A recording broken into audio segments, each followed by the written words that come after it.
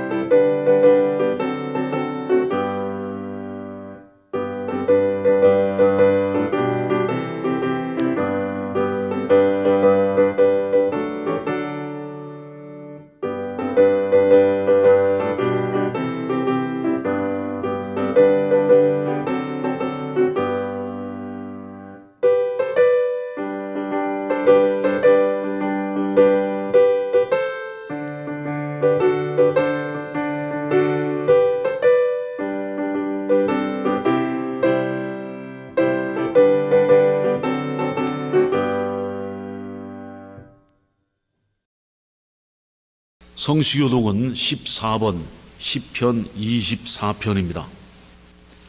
땅과 거기에 충만한 것과 세계와 그 가운데 사는 자들은 다 여호와의 것이로다.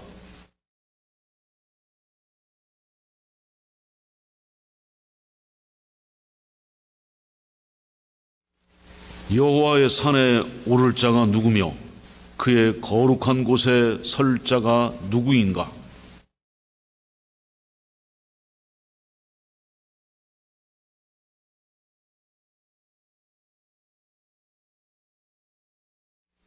그는 여호와께 복을 받고 구원의 하나님께 의를 얻으리니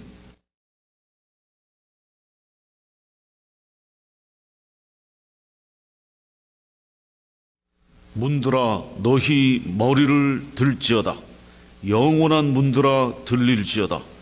영광의 왕이 들어가시리로다.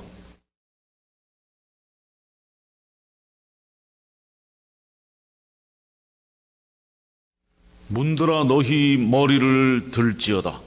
영원한 문들아 들릴지어다. 영광의 왕이 들어가시리로다. 영광의 왕이 누구시냐? 만군의 여호와께서 곧 영광의 왕이시로다. 아멘. 다 같이 사도신경으로 신앙 고백하시겠습니다.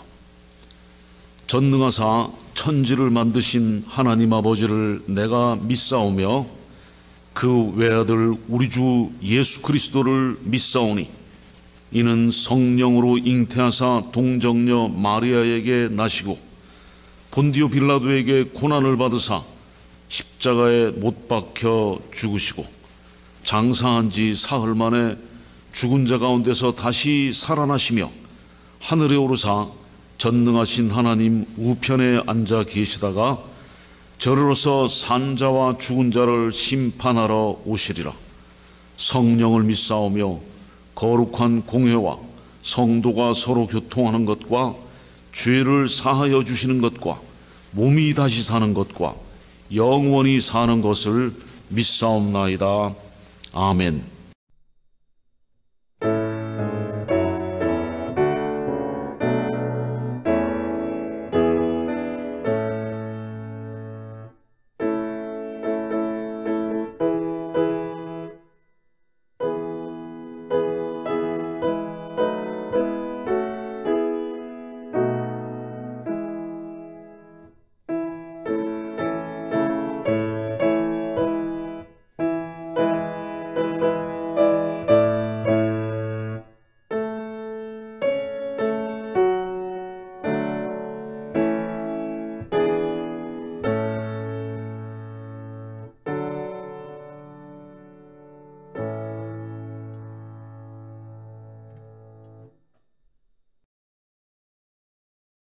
오늘 주신 하나님 말씀은 요한계시록 1장 7절과 8절입니다.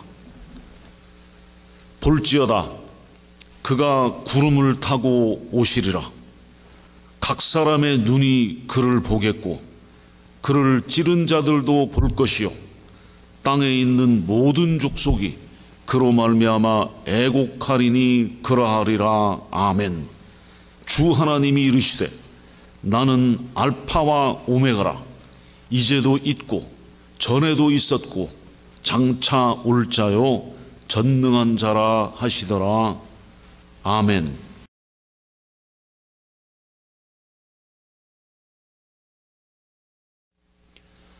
오늘은 재림하시는 예수님에 관하여 우리가 살펴보겠습니다.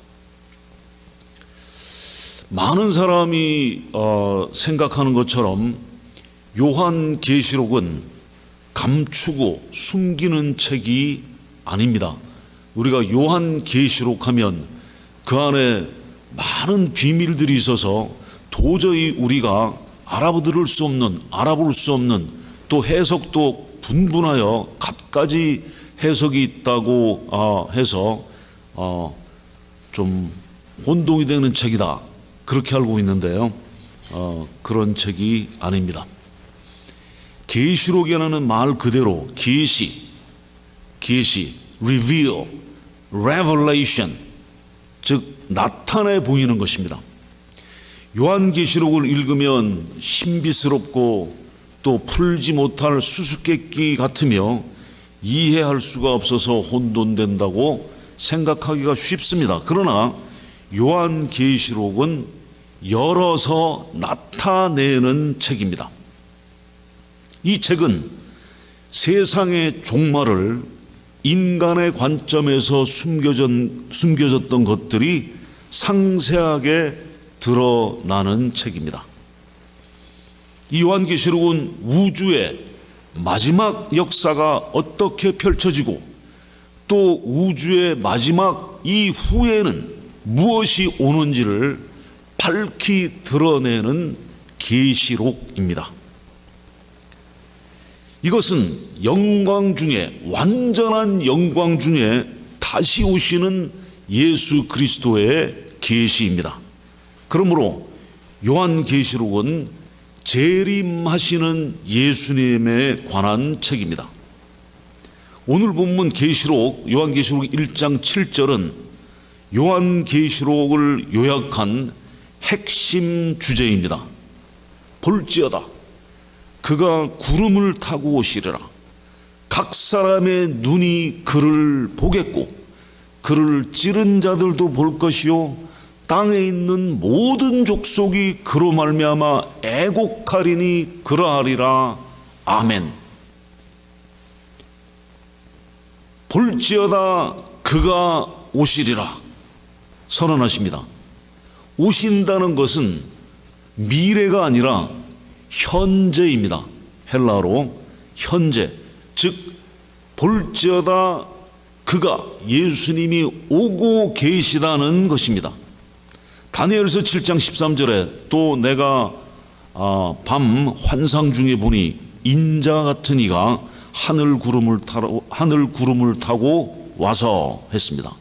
요한은 이 다니엘이 받았던 것과 같은 계시를 받고 있습니다. 성경에는 신구약 전체 성경에는 660개 이상의 예언들이 있습니다. 이 중에 333개는 그리스도에 관한 예언입니다. 또 이 333개의 그리스도에 관한 예언 중에 109개는 예수님의 초림에 관한 예언으로 이미 성취가 되었습니다. 나머지 224개는 예수님의 재림에 관한 예언입니다. 그래서 신구약 성경 전체에 예수님의 초림보다 예수님의 재림에 관한 말씀이 훨씬 더 많습니다. 또 예수님께서는 이 땅에 계실 때 그의 재림을 21번 말씀하셨습니다. 그리고 50번 이상 우리가 재림하시는 예수님을 준비해야 한다고 하셨습니다. 이 숫자들을 다 기억하실 필요는 없습니다. 요점은 뭐냐? 요점은 예수님의 재림이 성경의 주요한 주제라는 것입니다. 시편 2편에 하나님께서 나라들이 예수 그리스도께 절하고 예수 그리스도께서 철장으로 그들을 통치하신다 라고 약속하셨습니다. 이 약속은 아직 이루어지지 않았습니다. 미래에 이루어질 약속입니다. 예수님의 초림이 아닌 재림하실 때에 이루어질 것입니다. 또 이사야 9장 6절에 이는 한 아기가 우리에게 낳고 한 아들을 우리에게 주신 바 되었는데 그의 어깨에는 정사를 메었고 그의 이름은 기묘자라 모사라 전능하신 하나님이라 영존하시는 아버지라 평강의 왕이라 할 것임이라 하고 예언합니다. 예수님께서 처음 이 땅에 오셨을 때 전능하신 하나님, 영존하시는 아버지로서 그의 어깨에 정사, 즉 government, 통치, 정사를 매신 것이 나타나지 않았습니다. 이 예언의 약속은 예수님께서 다시 오실 때 이루어질 것입니다.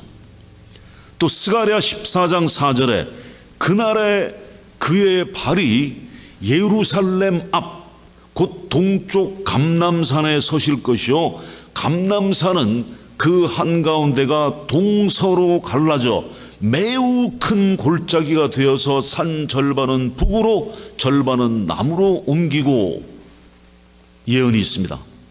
예수 그리스도께서 감람산을 나누시고 모든 나라들을 모으신다는 이 예언은 예수님의 초림 때 이루어지지 않았습니다. 이 약속도 예수님이 재림하실 때 나타나실 것입니다. 예수님께서 재림을 약속하십니다. 요한복음 14장 2절 3절에 내가 너희를 위하여 처소를 예비하러 가노니 가서 너희를 위하여 거처를 예비하면 내가 다시 와서 너희를 내게로 영접하여 나 있는 곳에 너희도 있게 하리라. 누가복음 19장은 예수님께서 비유로 말씀하십니다. 예수님께서 이 비유를 하신 것은 듣는 사람들이 제자를 비롯해서 하나님 나라가 당장 임할 것으로, 당장에 나타날 것으로 생각했기 때문에 예수님께서 비유로 말씀하셨어요. 19장 11절에 그들이 이 말씀을 듣고 있을 때에 비유를 더하여 말씀하시니 이는 자기가 예루살렘에 가까이 오셨고 그들은 하나님의 나라가 당장에 나타날 줄로 생각함이더라 했습니다. 예수님께서는 십자가에서 죽으시고 부활하셔서 승천하신 후에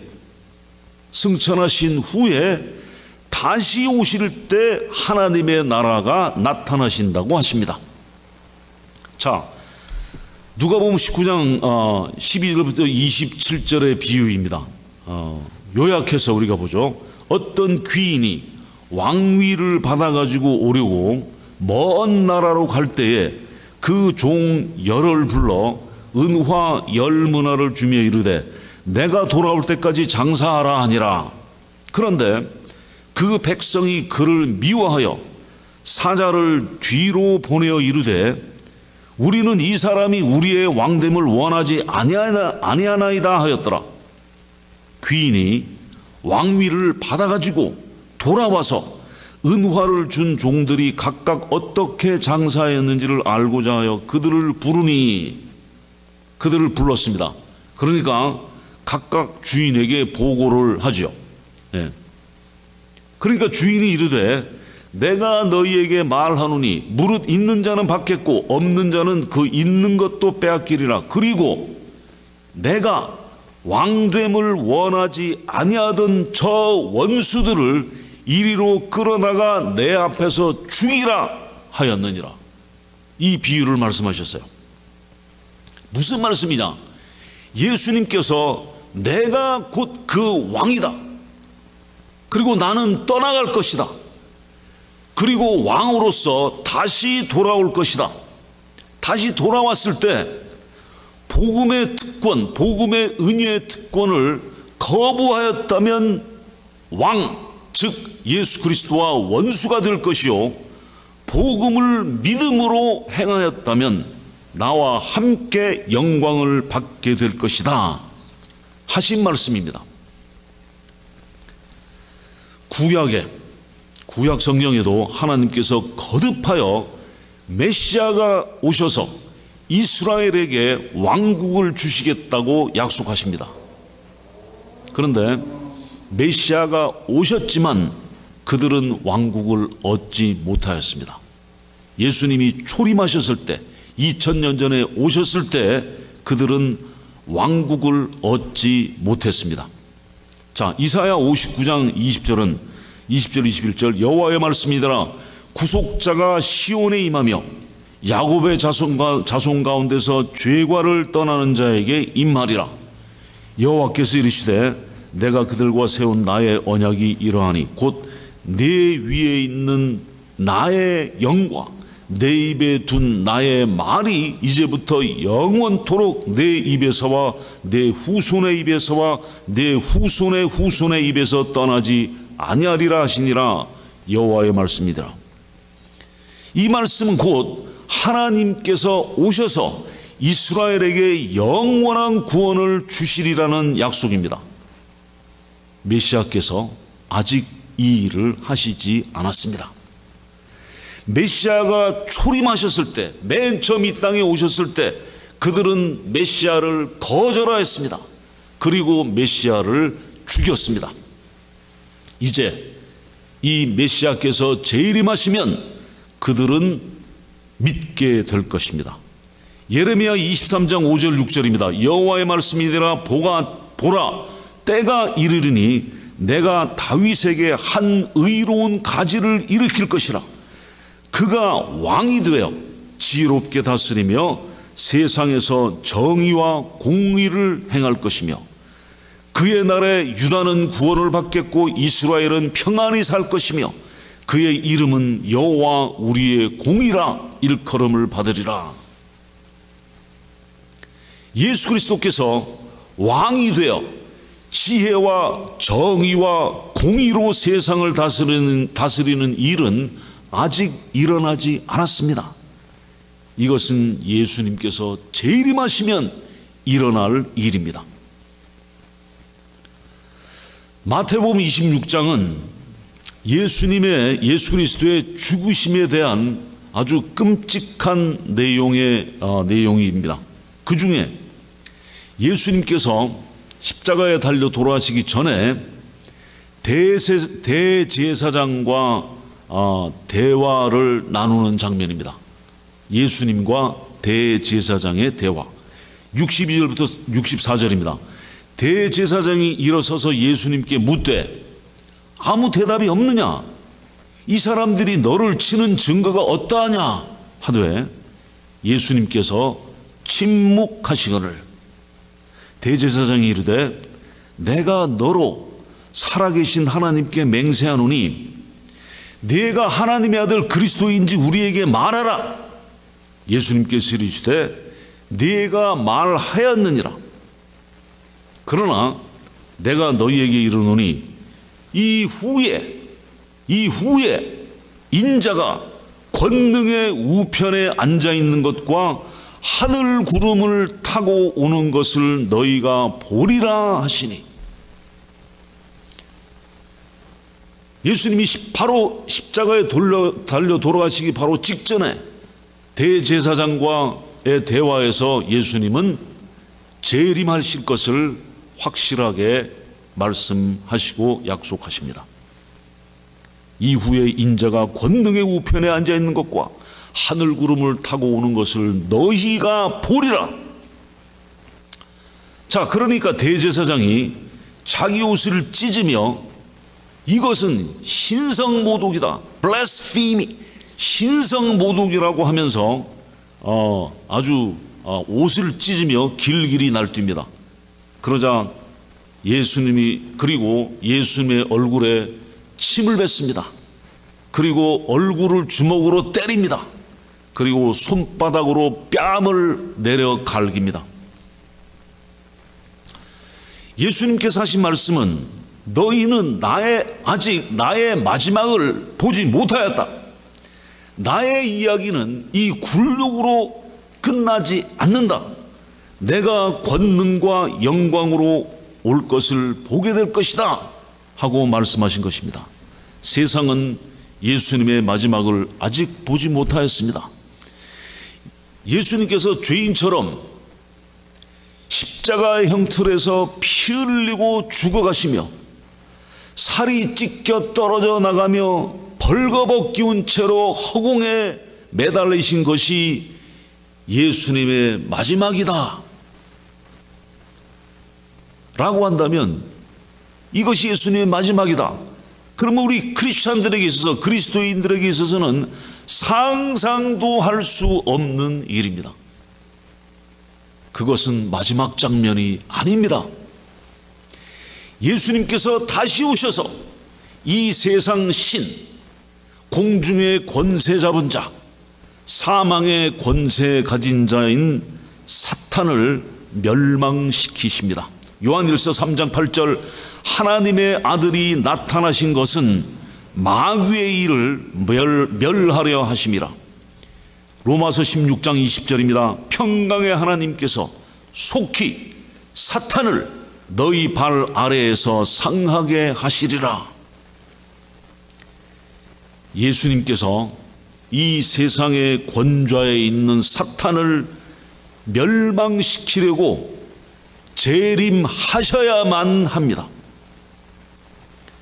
우리가 소망하고 바라는 것이 이 세상뿐이면 우리는 가장 불쌍하고 가장 비참한 사람들입니다. 우리는 예수님께서 재림하실 것을 알기 때문에 영원한 소망이 있습니다. 그러므로 예수 그리스도의 재림을 믿는 것은 복음의 중심입니다. 이것이 복음입니다. 이것보다 더 좋은 기쁜 소식이 어디 있겠습니까? 본문 요한계시록 1장 7절 다시 봅니다. 볼지어다 그가 구름을 타고 오시리라. 구름을 타고 오시리라. 예수님의 영광의 재림을 구름과 함께 오신다고 합니다. 자, 성경에서 이 구름은 중요한 역할을 합니다.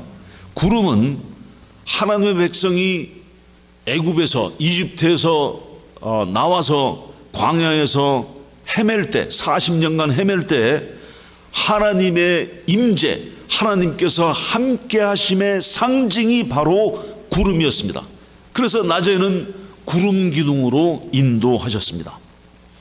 열왕기상 8장 10절에도 제사장이 성소에서 나올 때에 구름이 여호와의 성전에 가득하매 영광의 하나님의 구름입니다.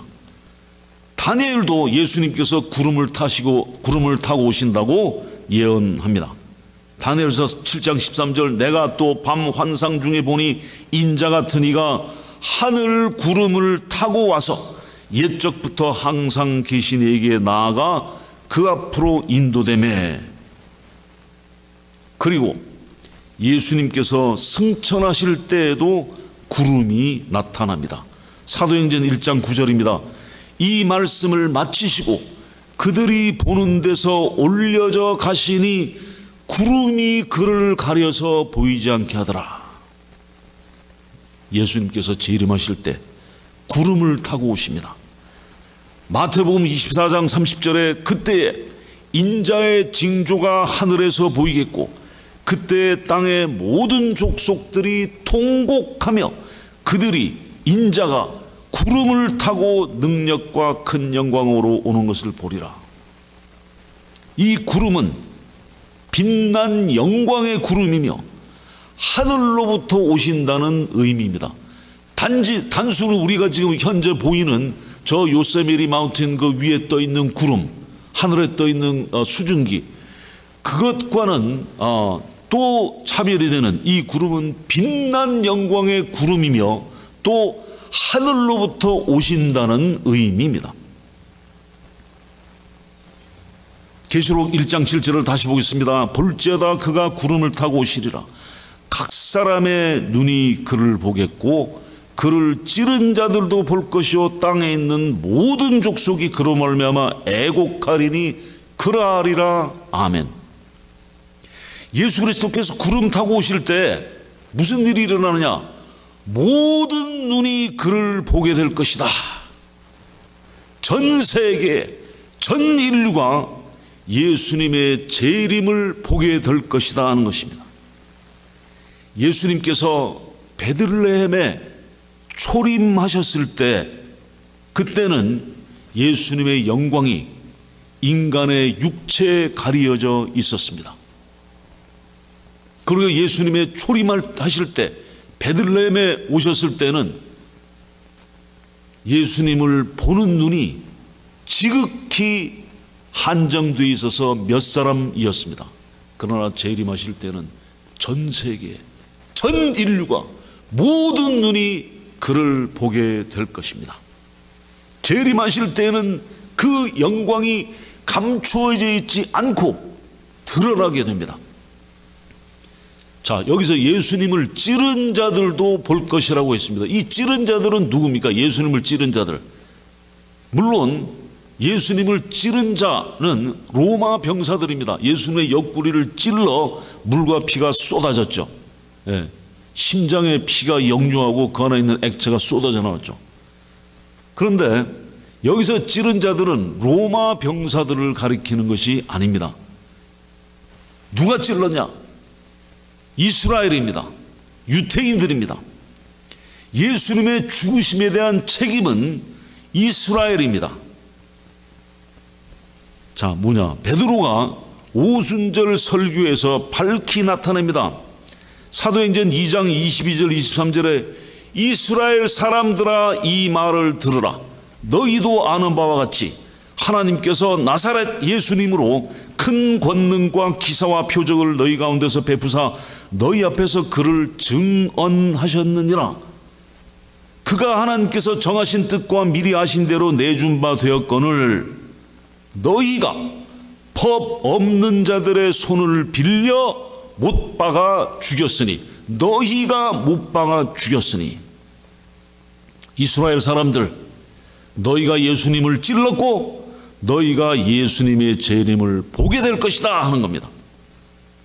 자, 그때 어떻게 한다고 그때 그들이 애곡하게 된다고 그랬어요. 왜 그들은 예수님의 오심을 보고 통곡하며 애곡을 할까요? 그것은 그들이 메시아 예수 그리스도께 행한 죄 때문입니다. 그들이 이 애곡하는 것은 그들이 행한 엄청난 죄악에 대한 애통과 애곡이며 회개의 통탄입니다. 회개를 합니다. 또한 땅에 있는 모든 족속이 예수님으로 말미암아 애곡한다고 했습니다. 애곡할 것이다. 자, 예수님께서 마태복음 24장 30절에 그때에 인자의 징조가 하늘에서 보이겠고 그때에 땅의 모든 족속들이 통곡하며 그들이 인자가 구름을 타고 능력과 큰 영광으로 오는 것을 보리라 하셨습니다. 땅의 모든 족속들은 누구냐? 이들은 이방인들입니다. 유태인을 제외한 모든 다른 이방인들입니다. 이들도 통곡하고 애곡하는데 이들은 왜 통곡하느냐? 이들은 심판주로 오시는 예수 그리스도를 보고 두려움과 그 심판의 두려움 때문에 통곡하게 될 것입니다. 예수님께서 이 땅에 재림하실 것은 확실합니다. 자, 본문 계시록 1장 8절에 주 하나님이 이르시되 나는 알파와 오메가라 이제도 있고 전에도 있었고 장차 올 자요 전능한 자라 하시더라. 자, 예수님께서 구름을 타고 영광 중에 오시겠다 하고 8절에는 갑자기 하나님의 속성을 말씀하십니다. 자, 왜 갑자기 하나님께서 나는 알파와 오메가요 지금도 있고 전에도 있었고 앞으로 올 자요 전능한 자라고 말씀을 하셨냐? 왜냐하면 주 여호와 하나님께서 예수 그리스도의 재림을 확증하시는 것입니다. 자, 나는 알파와 오메가다 라고 하신 것은 하나님의 전지하심을 말씀하시는 것입니다. 알파부터 오메가, 처음부터 끝이라는 것은 모든 지식이 모든 지식이 나에게 있다라고 하시는 것입니다. 그러므로 모든 지식을, 모든 것을 아시는 전지하신 하나님께서 예수님의 재림을 아신다는 것입니다.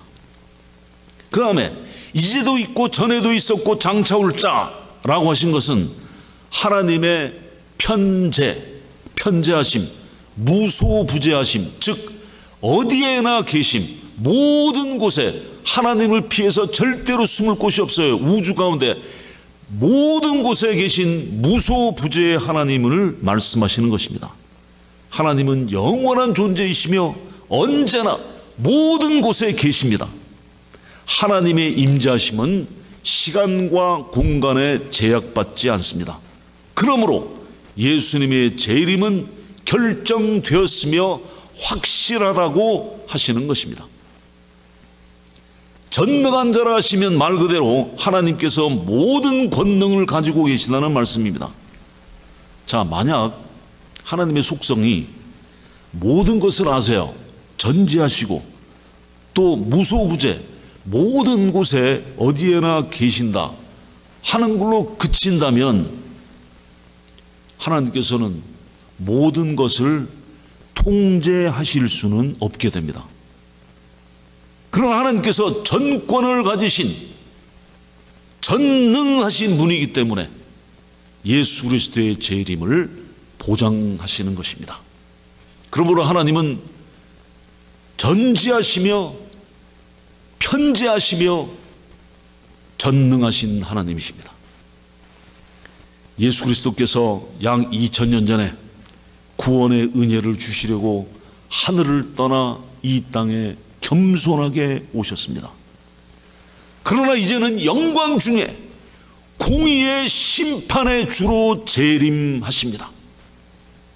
예수님께서 재림하실 때 찌른 자들의 반응은 통곡하고 애곡하는 것이었습니다.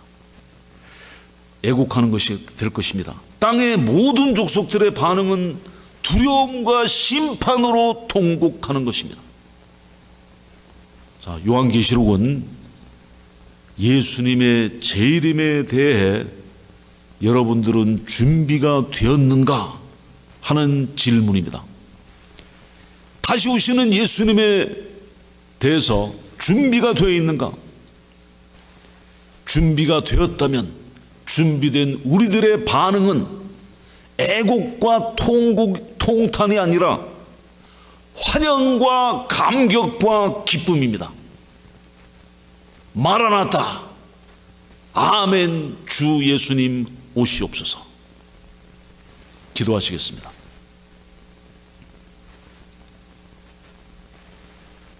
이전에 계셨고 이제도 계시고 영원히 계신 전지하시고 전능하시고 무소부재하신 하나님께서 우리 주 예수 그리스도의 다시 오심을 확증해 주심을 감사드립니다.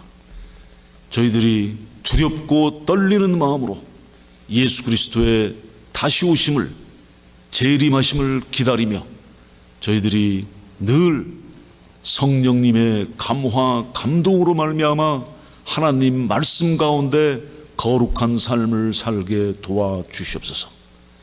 저희들의 구원의 확신을 더해 주시고 저희들이 기름을 준비한 지혜로운 열처녀같이 구원의 확신 가운데 예수님의 재림을 준비하게 도와주시옵소서. 예수님의 이름으로 기도하옵나이다. 아멘. 봉헌 찬송 1장을 하시면서 준비하신 헌금을 하시겠습니다.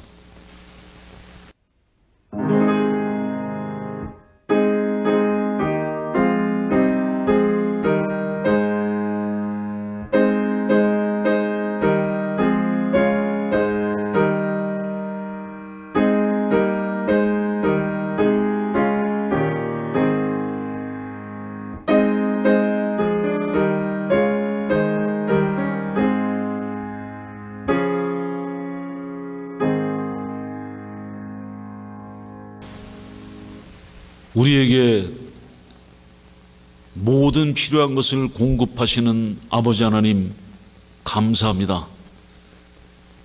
저희들에게 구원의 놀라운 은혜를 주셨고 또 저희들에게 부활의 산소망을 주셨으며 또 이제 다시 오시는 우리 주 예수 그리스도의 확실한 소망을 허락해 주심을 감사합니다.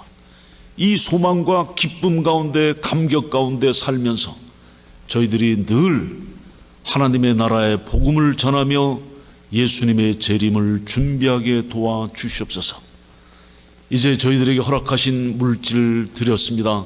하나님께서 받아주시고 이 물질이 쓰이는 곳에 예수 그리스도의 복음이 전파되게 도와주시옵소서.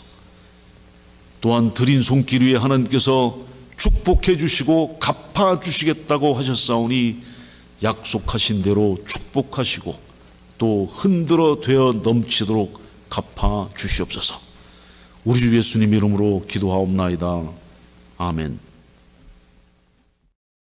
알리는 말씀입니다.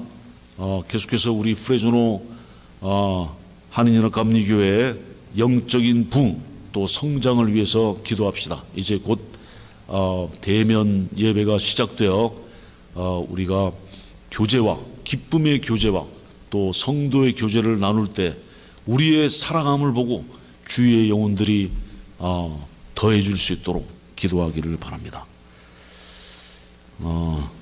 오늘의 묵상으로 하루를 시작합시다. 오늘의 묵상은 사도행전을 이제 하고 있습니다. 잠언 읽기 운동은 계속하고 있습니다. 매일 그 날짜의 장을 읽고 한 구절을 카톡에 올리기 바랍니다. 성경 공부는 한국어 성경 공부는 매주 토요일 오후 7시에 있습니다. 오후 7시 30분으로 30분을 늦췄습니다. 해가 길어짐으로 말미암아 영어 성경 공부는 오전 9시에 있습니다. 그리고 다음 주일은 강단 교환 주일인데, 예년 같으면 이제 그 우리 한국인 목사님들이 로테이션으로 돌아가면서 강단 교환 주일을 하게 되는데, 올해는 전염병 사태로 말미암아 간단한 이제 그 메시지로, 짧은 메시지를 편집해서 들려드리는 걸로 대신하겠습니다.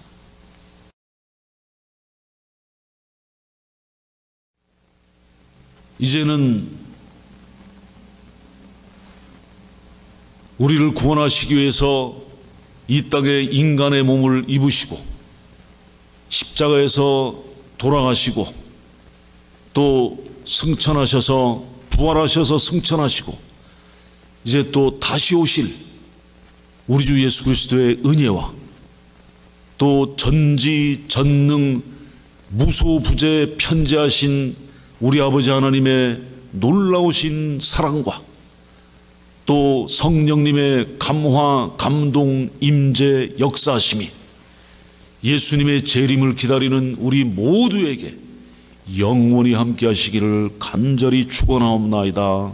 아멘.